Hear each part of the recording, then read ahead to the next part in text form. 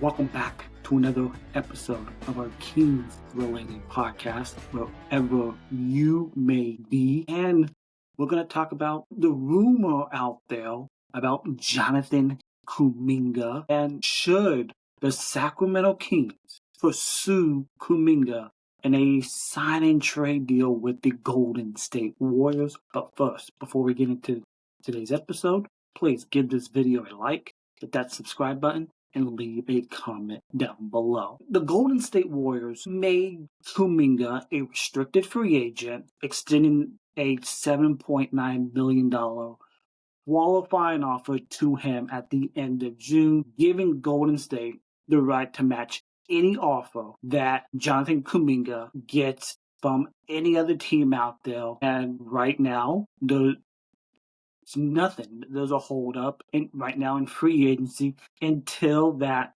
Kuminga domino falls. And according to people out there, his asking price is $30 million a year is what his asking price is, and teams can offer that.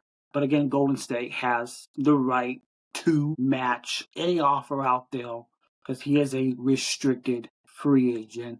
And then there's the rumors that started a couple nights ago about the Sacramento Kings as one of the most active suitors for a sign-and-trade to acquire Kuminga. And it was reported that there's a structure of a framework involving cap filler players like Devin Carter, Dario Saric, who the Kings acquired in that trade with JV, with the Nuggets, and then even draft compensation, whether that's first-round picks, second-round picks, to sweeten the deal. There's been reportedly a 3-team swap involving the Pistons, which would send Malik Monk to Detroit, Dennis Schroeder to Sacramento to help match salaries.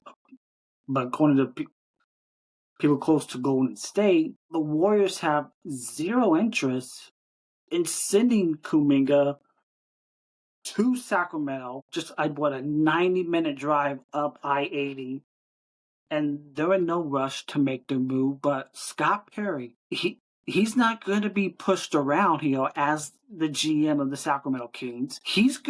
I think the ball is squarely in Golden State's court right now. If you think you can get a better offer somewhere else, so be it. Right now, nothing's being reported on, but like that framework, Devin Carter, young player, Saric, expiring deal, and maybe draft compensation. But Sacramento chasing Jonathan Kuminga, it's bold.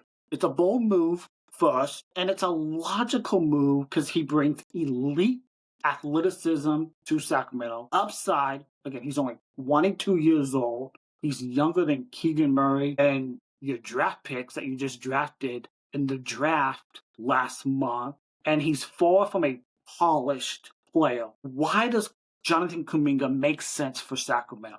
He's got elite tools, transition scoring. He's 6'7", 25. He's a wing with explosive speed and the ability to finish at the rim. And he can defend positions 1 through 4. And he's a freak athlete who thrives in transition. And he's got room to grow. And if you watch him in Golden State, he was a top 10 draft pick a couple years ago. In Golden State, he showed scoring flashes.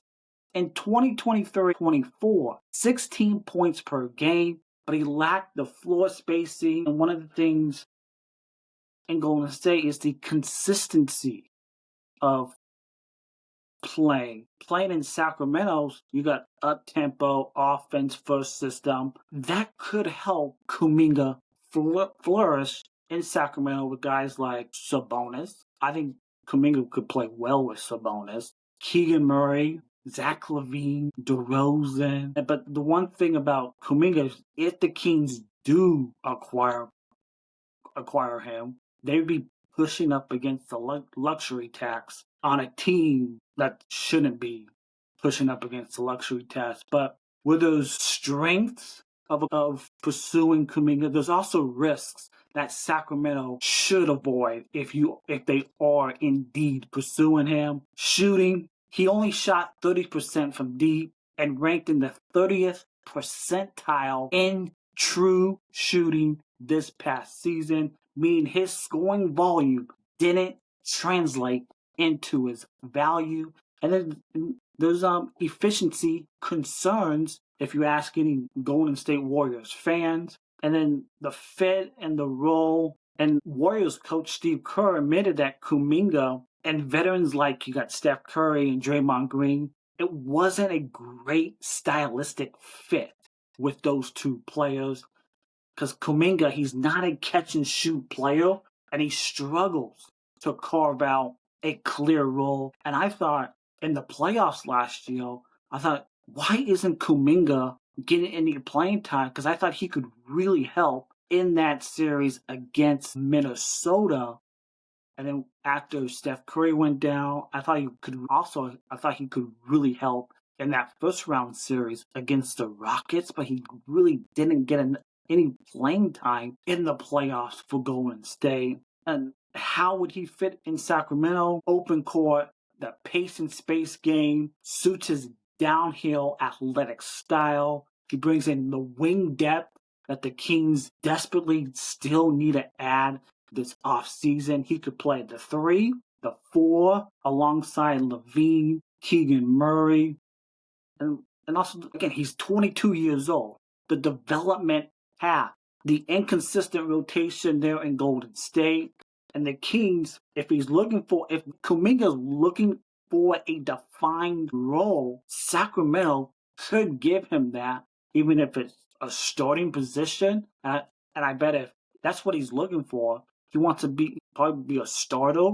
And then the cost considerations for Kuminga, if his asking price is 25 to 30 million a year, 4-year deal.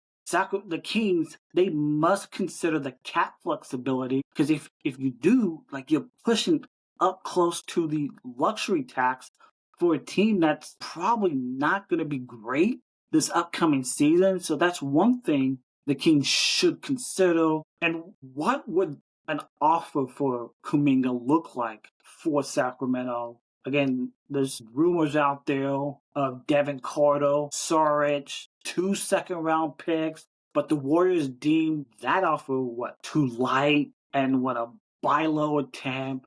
There's also a report out there that the Warriors are looking for a first-round pick for Kuminga. Don't know if you'll get that. You're not going to trade Keegan Murray. That's not going to happen. And Warrior fans wanting Keegan Murray in the deal, that's not going to happen. Keegan Murray is not going to be part of that deal, because Keegan Murray is part of the long-term core in Sacramento. And Golden State, they want a young player and first-round pick, and Devin Carter meets one of those pieces. Young player.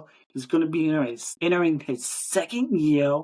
And we'll see. And there's other teams that could be in the mix for Kuminga, like Washington, Miami. We'll see if Miami gets involved, because not a lot of teams this offseason have a lot of cap space. And the one team that does, the Brooklyn Nets. And I don't think Brooklyn's going to pull the trigger on Jonathan Kuminga this offseason. So should the Sacramento Kings pull the trigger on Jonathan Kuminga? Yes, if they believe that they can unlock his shooting and consistency with more minutes and responsibilities.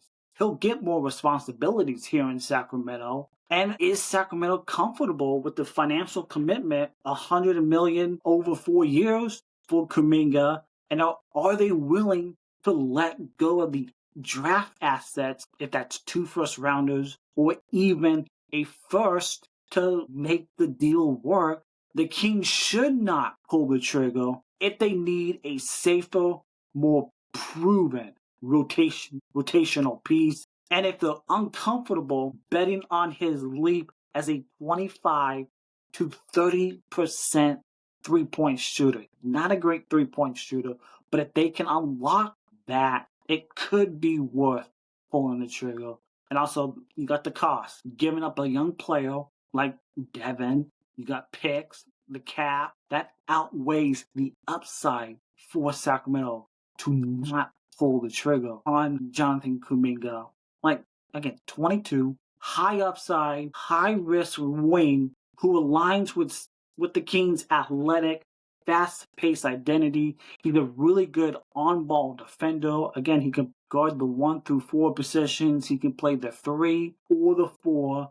And the Kings are right, like Scott Perry, they are right to explore this because he's exactly the kind of electric talent that could elevate this team to where they want to be, to lay that foundation that Scott Perry is trying to build in Sacramento. But the trade price, could it be too steep for them to pull it off? And Kuminga must develop his shot and be a better decision maker to truly fit this rotation because he's got all the talent in the world.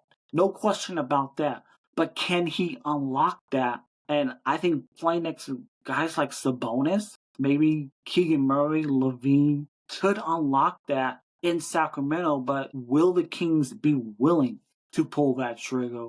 And given Golden State an ultimatum, can Golden State go out and find a better deal than Sacramento? So let me know in the comments down below if you're watching this on YouTube or Spotify. Should the Sacramento Kings pull the trigger on a Jonathan Kuminga sign and trade? We've all heard the rumors. Should they pull the trigger?